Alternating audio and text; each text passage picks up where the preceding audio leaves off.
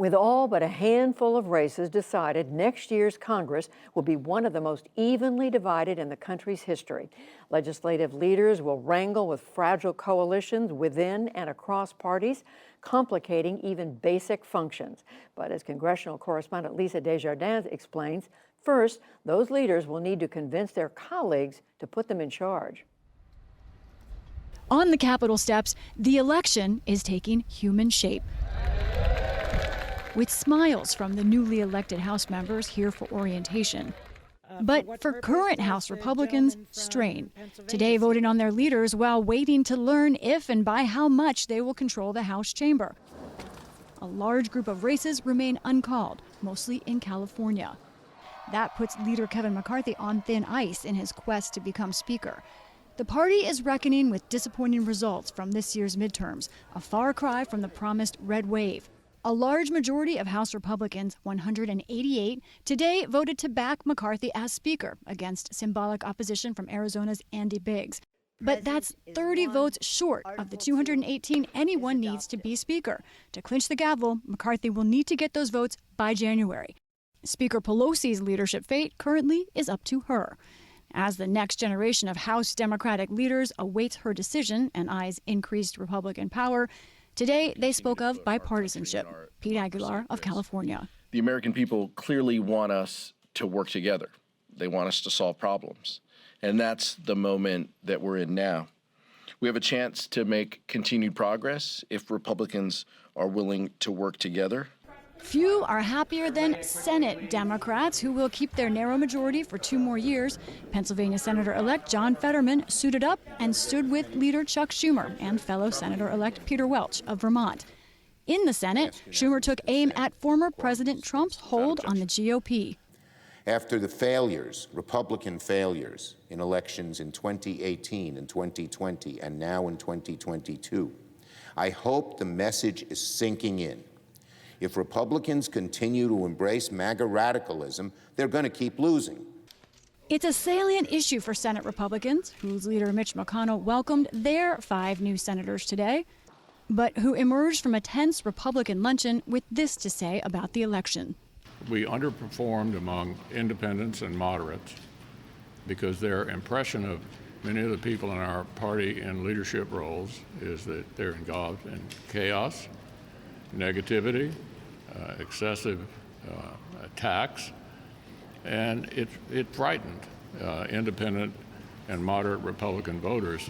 I never predicted a red wave. We never saw that in any of our polling in the states that we were counting on to win. There was no wave.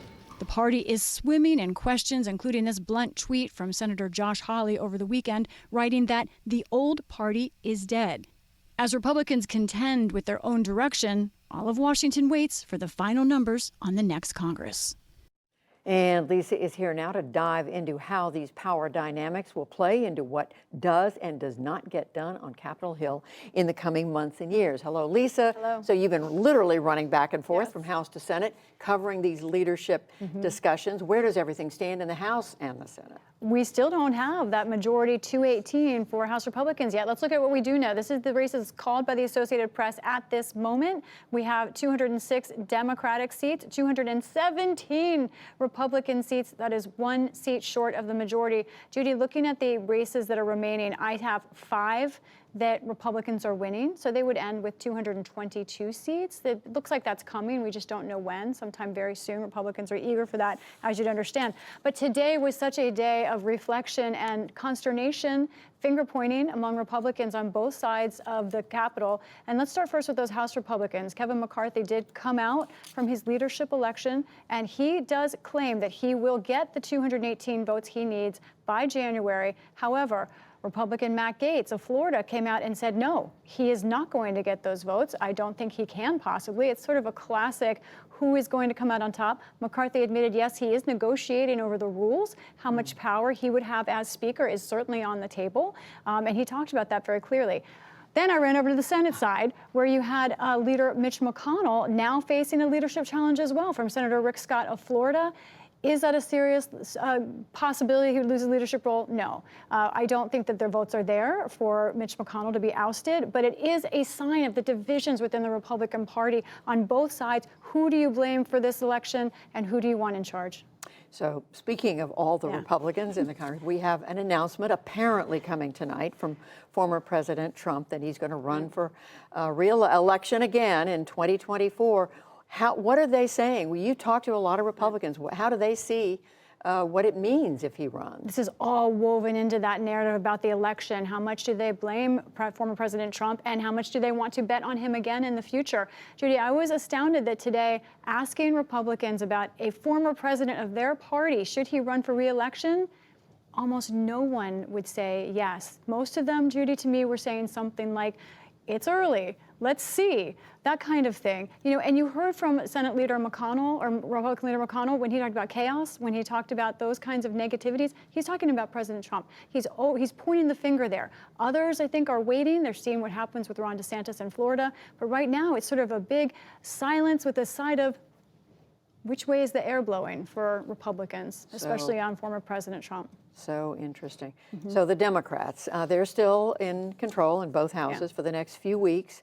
What is on their agenda? They do hope to legislate. There's some very big things that we need to watch. Here's a very quick list. We will continue to talk about this, of course. First of all, funding government. That deadline is coming up in December. But President Biden also would like more funding for Ukraine and for COVID. And also on that list, Judy, it's very important to look at same-sex marriage, which we'll be talking about probably in the next day, and other agenda items coming up, including the Electoral Count Act reform related to January 6th. So there's still a lot to talk about, not just politics, but policy. Could be a busy few weeks, both politically and in terms I'm wearing my 1-inch heels, not the bigger heels, low heels. You're running in 1-inch heels. Yes. All right, we need a video of that. Lisa Desjardins, thank you. You're welcome.